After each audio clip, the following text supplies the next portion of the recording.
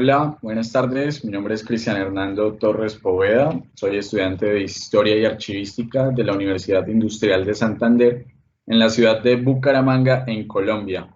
Antes de empezar la siguiente ponencia, quisiera agradecerles enormemente al comité organizador del 15º Congreso Internacional de Ciencias Sociales Interdisciplinares, congreso que debió haberse desarrollado en la ciudad de Atenas, pero por cuestiones que todos conocemos de la pandemia, se está haciendo. Muchas gracias al comité organizador, a la Universidad de Atenas y demás. La ponencia que hoy nos convoca a lo siguiente.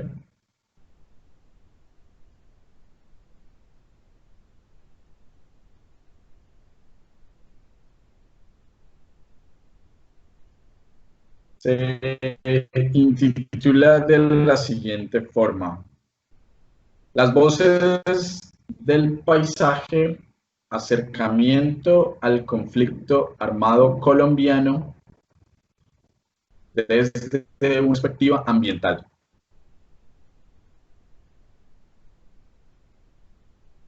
Bueno, la agenda de trabajo para la siguiente ponencia se va a dividir en 5 ítems. El primero de ellos, el concepto. Segundo, la metodología. Tercero, el contexto.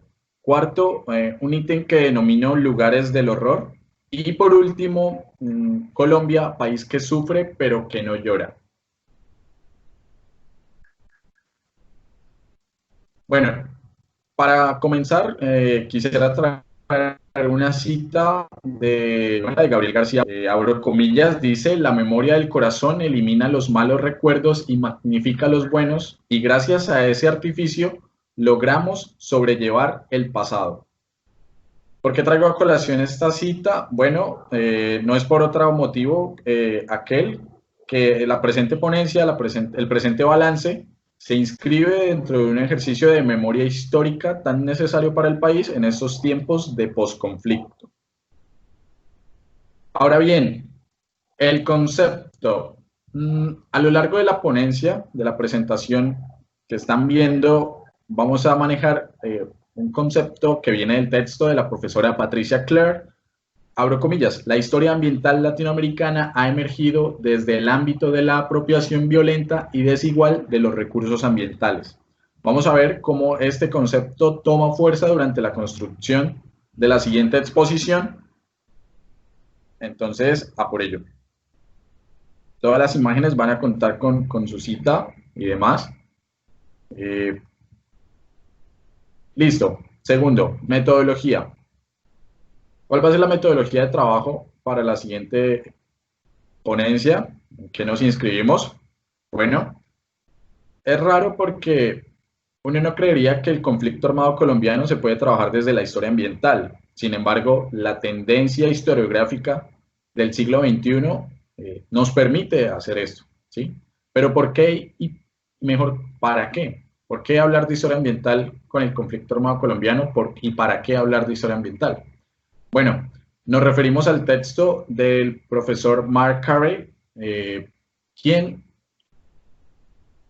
de alguna u otra forma divide en 3 ítems estos interrogantes.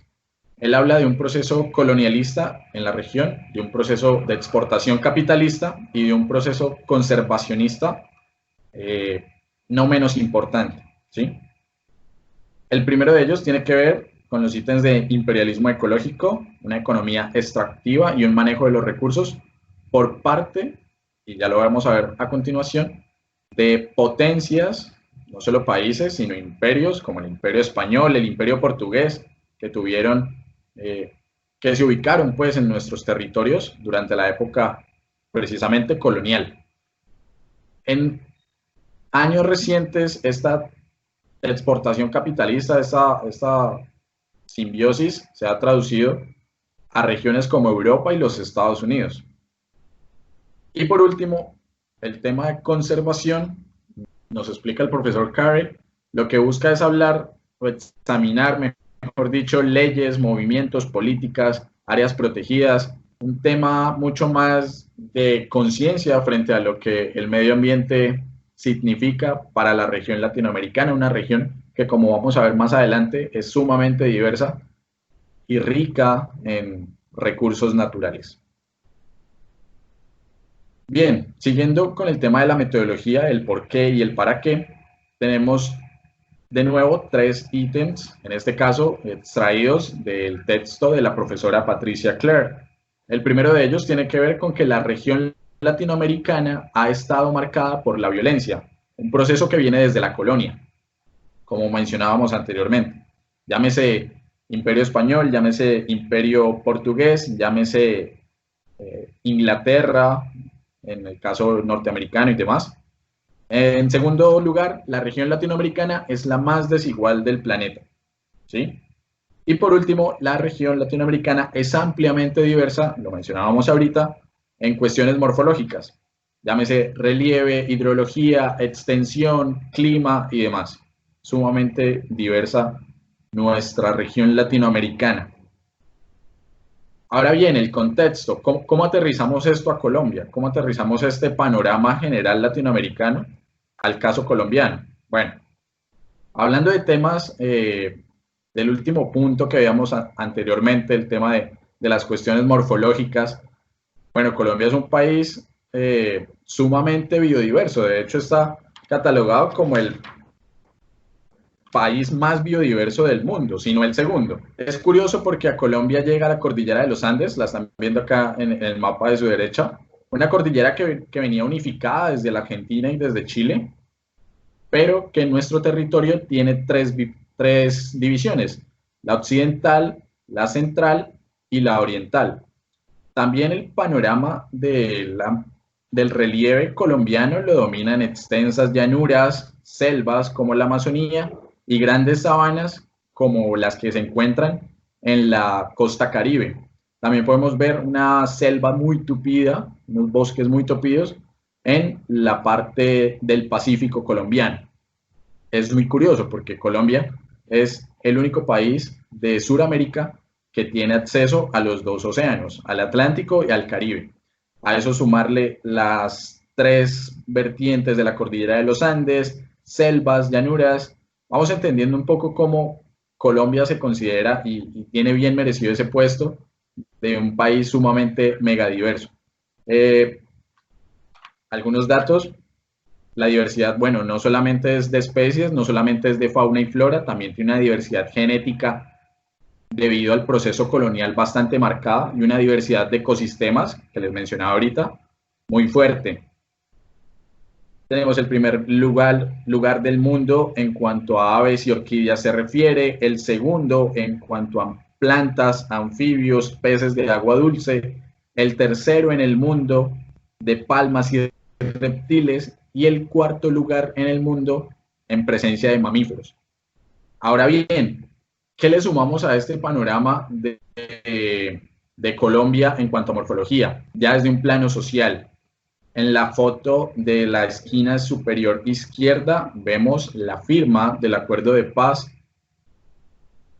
en el año 2016. En este caso vemos acá al expresidente Juan Manuel Santos y al excomandante de la guerrilla de las FARC, Timo León Jiménez, alias Timochenko, firmando un acuerdo histórico para el país, un acuerdo que le ponía fin a una guerra, a un conflicto armado de más de 5 décadas, ¿sí?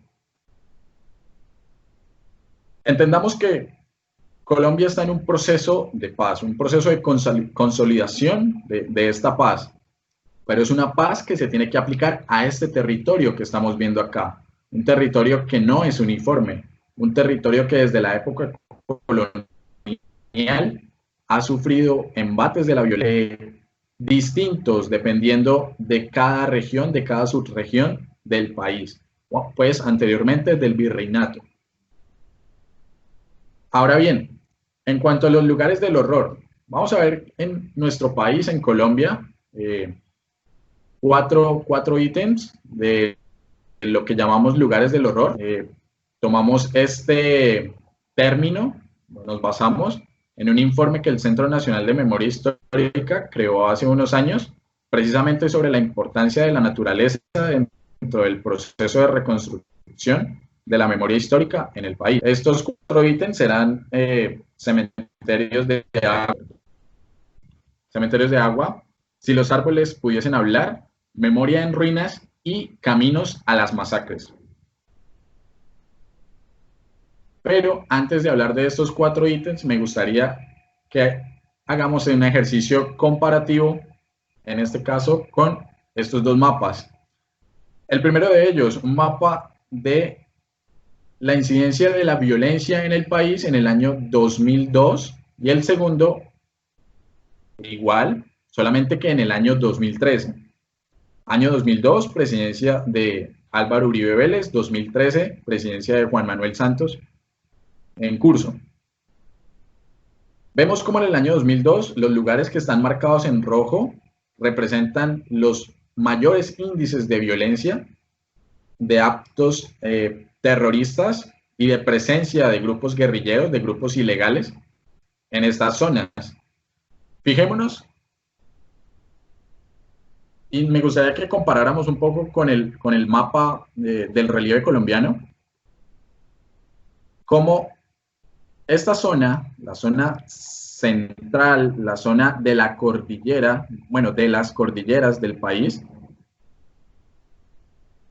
en estos mapas no se ven tan afectadas, no están muy afectadas, contrario a como sí lo están las periferias. Vemos acá la zona del Chocó, el departamento de Nariño, la Orinoquía, la Amazonía, la zona del Catatumbo, los Montes de María, sumamente afectadas para este año 2002. Es curioso, y vamos a ver cómo la periferia es uno de los grandes afectados dentro de este conflicto armado colombiano. Ya en el año 2013 bajaron los índices, es cierto, el proceso de paz se estaba consolidando, y bueno, en este caso se siguen afectando la periferia. Si lo vemos, pues se redujo la violencia, pero hay zonas muy específicas del país, como el Catatumbo en plena frontera con Venezuela, el tema de Tumaco, cercanías con Ecuador incluso, Putumayo, Caquetá, el Meta y demás, lo que es la Orinoquía. Y no es de gratis, no es curioso que estas zonas sean las que siguen sufriendo estos procesos de violencia, porque es un tema que desde la colonia se estaba dando. Las instituciones del virreinato, del imperio español, mejor dicho, siempre dominaron la parte andina y la parte caribe por el tema comercial. El tema de la periferia siempre fue un problema para las autoridades españolas, e incluso hoy día, en pleno siglo XXI, para el Estado colombiano, hay zonas del país que desconocen, hay zonas del país que no controlan y que son difíciles de manejar, donde estos grupos ilegales, llámese guerrilla, llámese paramilitares, llámese corrupción en el Ejército Nacional, son quienes dominan el panorama y quienes dominan las acciones de estas regiones. Estos paisajes de la violencia, estos lugares del horror, la comisión, el Centro Nacional de Memoria Histórica se encargó de reconstruirlos. Vemos cómo siguen respondiendo a las periferias, ¿sí? Aquí está el índice de estos lugares. Vamos a ver el primero, los cementerios de agua. Aquí vemos el recorrido por el río Bojayá con el pueblo Embera Dovidá, una fotografía del año 2017. Bien, los cementerios de agua. ¿Por qué denominamos cementerios de agua a los ríos, a los cuerpos, pues, de agua y demás? Entendamos que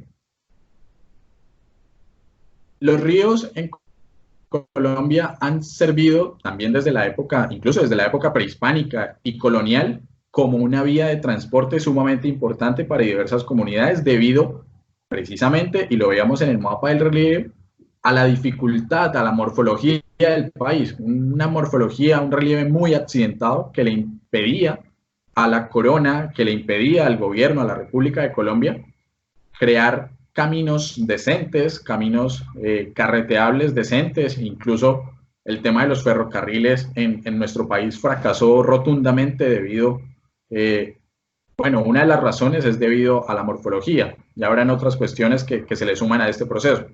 Pero los ríos siempre se han visto como una fuente, como una vía de transporte, perdón. En esa medida, ¿cómo les sirve a las entidades ilegales, a los grupos ilegales, para ejercer control sobre el territorio? Bueno, precisamente porque son arterias económicas de las cuales estas poblaciones, llámese indígenas, dependen, ¿sí? Su economía, su transporte depende del río, y si estos grupos ilegales los están manejando y los están dominando mediante retenes, van a ser ellos quienes sean la autoridad en estos territorios, contrario a lo que debería hacer el Estado colombiano. Vemos en esta siguiente fotografía un grupo de operarios tratando de contener un derrame de petróleo en un cuerpo de agua. Esta ha sido una práctica muy común de grupos guerrilleros, en especial del Ejército de Liberación Nacional, en la zona del Catatumbo, con el oleoducto Caño Limón Coveñas. Se le pretende generar una afectación al Estado, en este caso, mediante su principal empresa, Ecopetrol, dinamitando los oleoductos y provocando grandes derrames, grandes pérdidas económicas y pues del crudo, en este caso en ríos. Pero esto, para que un río se recupere de la afectación tan impresionante por derrame de hidrocarburos, es una cuestión que lleva años. Se imposibilita la oportunidad de convertir esa agua en potable y le genera pues gastos a la nación, al Estado sumamente fuertes, pero el impacto ecológico es aún mayor. Bien, segunda parte, si los árboles pudieran hablar. Bueno, aquí vemos, es curioso porque estamos viendo una escena bastante cruda por medio de un dibujo, un tema que ligaríamos a lo infantil. No podemos decir si esta figura que está acá asesinando a este ciudadano es un guerrillero, ¿sí? Si bien aparentemente tiene un camuflado, pero podría ser un paramilitar, podría ser un soldado del ejército. Y es que es curioso porque en Colombia uno creería que el monopolio de las armas, que depende del Estado, es algo que no se debate, pero vemos como hay gran cantidad de grupos guerrilleros, gran cantidad de grupos paramilitares que incluso llegan a reñir en ciertas zonas del territorio colombiano, como lo mencionábamos anteriormente, el control de esos territorios. Entonces, dejo aquí abierta la interpretación, llámese guerrillero, llámese paramilitar, llámese soldado, policía. Bueno, ¿por qué hablamos de la afectación del conflicto armado colombiano en los árboles? En este caso estamos viendo la población del Salado, que sufrió una de las más cruentas masacres en el país, completamente abandonada, y cómo estos árboles se vuelven testigos de estas atrocidades de la guerra, cómo estos árboles se vuelven testigos silenciosos de todos los vejámenes, de todos los crímenes de guerra, todas las aberraciones que allí se dieron, soportando el paso del tiempo. E incluso de forma física, lo vemos en esta imagen de la parte izquierda, vemos como uno de estos árboles sufrió el impacto de una bala en medio de estas disputas, que bueno, que al fin y al cabo no eran disputas, porque era un grupo paramilitar masacrando indiscriminadamente a población civil por presuntamente colaborar con la guerrilla. Pero el árbol o los árboles también tienen una connotación positiva, ¿sí? Seguimos viendo en este caso, en la imagen de la parte derecha, a la población del Salado, que les mencionaba. Siguen siendo los mismos árboles. La comunidad está retornando. Digamos que el proceso de paz, leyes como la iniciativa de verdad, justicia y reparación, han logrado que hasta cierto punto se esté, bueno, precisamente reparando y conociendo la verdad de estos casos tan atroces.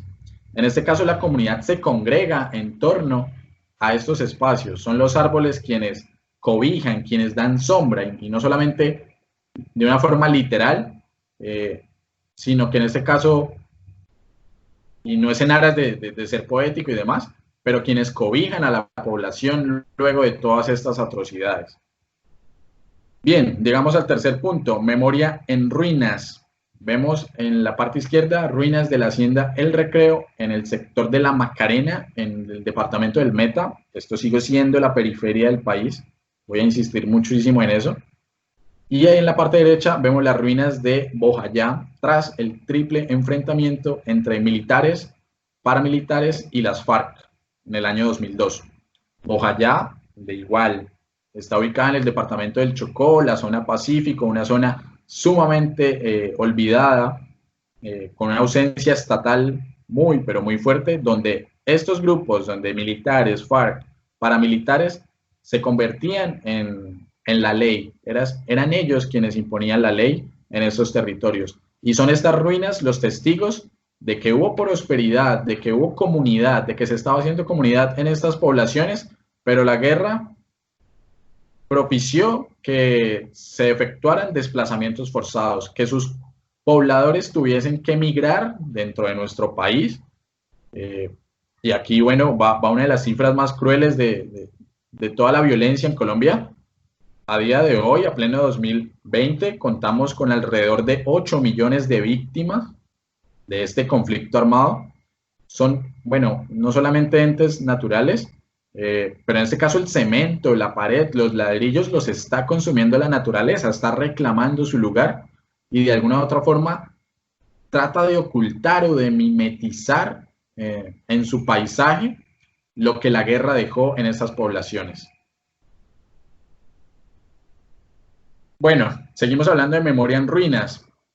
En la imagen inferior vemos cómo, en este caso, el ejército aprovecha la naturaleza para crear fuertes, en este caso, de defensa en un páramo frente a actos de guerra, frente a posibles hostigamientos o combates.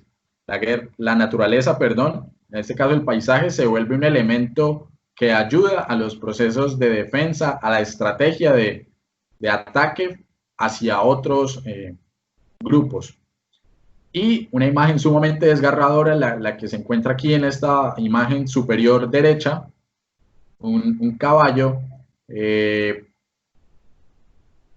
con sus entrañas por fuera, luego de que pues, fuese víctima de un atentado por parte de las FARC aquí en Colombia, ¿sí? Se ha utilizado a los animales como vehículos terroristas en nuestro país. Este caballo no es el único, han habido varios caballos bomba y animales bomba por distintas partes del territorio colombiano. Bueno, seguimos viendo esta rara combinación que no debería suceder, pues, en nuestro país entre naturaleza y conflicto armado. Esta es una formación de un grupo paramilitar y vemos como un jaguar está rondando esta formación. Un jaguar que debería estar en su ambiente natural, en su ambiente salvaje, pero aquí se ve domesticado, ¿sí? Se le ve cabizbajo dentro de la guerra, ¿sí? Siendo parte de ella. Y en la imagen de la derecha, bueno, la desolación luego de un proceso de desplazamiento forzado, acompañado por una planta de plátano aquí en Colombia, que es muy común, y cómo esto refleja pues el dolor de la guerra, ¿sí? El sufrimiento, que aplica, que no distingue género, que no distingue etnia, que no distingue edad, que no distingue credo, y a todos nos ha tocado en algún momento sufrir la guerra en nuestro país, en Colombia. Los invito a seguir la siguiente exposición. Estas dos fotografías son de Jesús Abad Colorado, autor de El Testigo, Memorias del Conflicto Armado Colombiano, en el lente y la voz de precisamente Jesús Abad Colorado. La exposición, bueno, en estos momentos es algo imposible de ver presencialmente, pero Jesús Abad tiene un documental en Netflix llamado precisamente El Testigo, donde pueden apreciar cómo se construyó esta exposición. Están muy invitados a seguir este documental, bastante crudo, bastante fuerte, muy doloroso, pero muy necesario dentro de nuestro proceso de construcción de memoria histórica. Siguiendo con el tema de las afectaciones a la naturaleza dentro de la dinámica del conflicto armado, vemos acá uno de los perros antiexplosivos del ejército, pues falleció luego de estar en sus tareas, que no deberían ser esas sus tareas, de identificar si en el territorio, si en alguna parte del territorio se encuentran minas antipersonales, minas quiebrapatas, como se conocen acá en el país. Y en la imagen de la derecha vemos cómo un guerrillero domina la escena, ¿no? Domina el pueblo, es quien va por el centro, por todo el camino, dominando el panorama, y lo que les mencionaba anteriormente, son ellos la ley en estas periferias del país. Llámese guerrilla, llámese paramilitares, son ellos quienes dominan el panorama, y el Estado colombiano se hace el de la vista gorda frente a estos procesos, incluso llegando a formar alianzas con algunos de ellos. Y es algo sumamente criticado en periodos presidenciales sumamente convulsivos, como el que se dio entre el año 2002 al 2010, bajo la tutela de Álvaro Uribe Vélez. Bueno, seguimos viendo Caminos a las Masacres. Esta imagen es muy curiosa, la de la parte superior. Se está anunciando que hay un retén de las FARC, del Ejército del Pueblo. FARC-EP, Ejército del Pueblo. Es una carretera nacional, por Dios. O sea, son ellos quienes dominan el acceso a ciertas regiones, o bueno, quienes dominaban, porque entendamos que sí, se desmovilizó gran parte de esa guerrilla recientemente. Por otra parte, vemos aquí el dominio en los puentes, como estos puentes, precisamente cuál es el sentido de los puentes, ¿no? Tienden a conectar, tienden a salvar esas dificultades tan grandes del relieve colombiano, están conectando poblaciones, permitiendo que los tiempos en cuanto al comercio y el transporte sean mínimos, pero es aquí donde se dejan los mensajes, donde se dejan las advertencias que en este caso son grafitis, pero perfectamente podría ser un cuerpo mutilado, alguien colgando de estas barandas y demás. Por último, Colombia, país que sufre pero que no llora. Este título parecería cómico en algunas regiones, pero es muy real. En Colombia la guerra, como les digo, ha afectado a todos, y la sufrimos, pero nosotros no lloramos. ¿Por qué no lloramos? Porque olvidamos fácilmente. Olvidamos de una forma sorprendente lo que pasó hace un año, lo que pasó hace 2, 3, 5, todos los secuestrados, todos los atentados terroristas, todas las violaciones de derechos humanos por parte del ejército que quedan en el olvido. Bueno, las siguientes mapas hacen parte del gran atlas del conflicto, del conflicto armado colombiano que hizo el periódico El Espectador en el año 2018 para avanzar y que no se nos extienda el tiempo. En el izquierdo, con amarillo, vemos la cantidad de guerrillas y disidencias, como les digo, año 2018. El panorama sigue siendo la periferia. Si ven que la zona central, donde están las tres cordilleras, la occidental, central y oriental, sigue de alguna u otra forma vacío. Si ven que la parte caribe, donde hay ciudades tan importantes para nuestro país en comercio, como lo son Barranquilla, Cartagena, Santa Marta, no tienen estos problemas de una forma tan aguda y son solamente en la periferia, la zona Pacífico, la Orinoquía, Arauca, el Catatumbo. Es bastante difícil. En el mapa de la derecha vemos la cantidad de bandas criminales. Sigue respondiendo a la misma dinámica. El Pacífico, el Urabá antioqueño, la Orinoquía, el Putumayo. Es curioso porque bueno, ya se va insertando poco a poco en las ciudades, ¿no? Ya se va insertando poco a poco en un ambiente citadino. Ahora bien, aquí seguimos. Número de desplazados, también año 2018. La tendencia va a seguir. La periferia es y va a seguir siendo la más afectada por este flagelo, en este caso, del desplazamiento forzado. En la parte derecha vemos líderes sociales asesinados. Sigue respondiendo una parte a una tendencia periférica, pero vemos cómo ya hay más afectación en las ciudades, ¿no? Precisamente algo que se deriva de este mapa anterior, del de desplazados. Si la gente que está en sus regiones, en el campo, en la parte rural de Colombia, se ve desplazada a las ciudades donde se incrementan los cinturones de pobreza, ¿dónde se van a asesinar más líderes sociales? Bueno, precisamente en las ciudades, en estas en estos cinturones de pobreza, en estos sectores ampliamente olvidados por el Estado, también en regiones como Bogotá, como Medellín, Cali, Cúcuta, con todo el tema de la migración venezolana. Bueno, sigue respondiendo a la misma dinámica.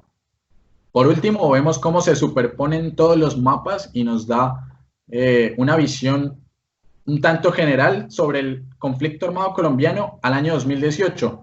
Entendamos que 2018 lleva 2 años ya de firmado el acuerdo de paz y el proceso de posconflicto está en desarrollo, ¿sí? Un proceso que para nuestro país ha sido duro y lo evidencia la naturaleza en todo lo que hemos visto anteriormente, y vemos cómo la tendencia de la cual les venía hablando, de la periferia, se sigue haciendo muy presente y bueno, esto ya les mencionaba, tiene una herencia colonial muy importante, pero esperemos que la situación se logre revertir y que el Estado colombiano, un Estado colombiano que es sumamente centralista desde acá, desde Bogotá, se preocupe por llevar prosperidad social, porque la paz no es solamente desarmar una guerrilla, a estas regiones tan olvidadas de nuestro país, pero tan importantes, al fin y al cabo, para el mismo.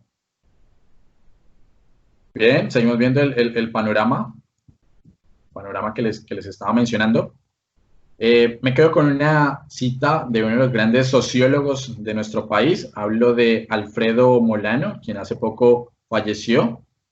Abro comillas, dice: en Colombia casi todo campesino puede decir que su padre o su tío o su abuelo fue asesinado por la fuerza pública, por los paramilitares o por las guerrillas.